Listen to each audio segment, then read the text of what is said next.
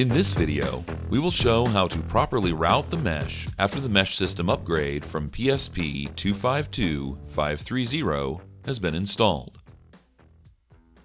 There's a new decal that comes with the upgrade which shows the proper routing of the updated system.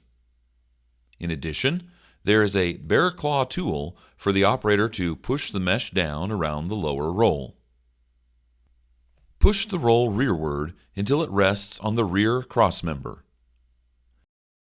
Grab the net and route it as seen on the decal instructions.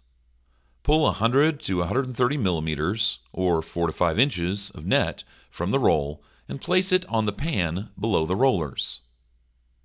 Remove the net stuffer tool from the holder and insert it in the upper track.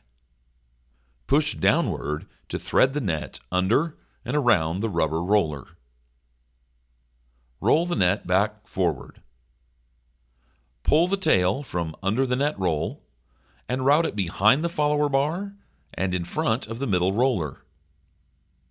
Route the mesh over the mesh spreader roller. Return the net stuffer tool back into the tool holder. Pull an additional length of mesh and stuff it through the duckbill. Center the net roll in the unwinder assembly. Then unlatch and lower the hold arm.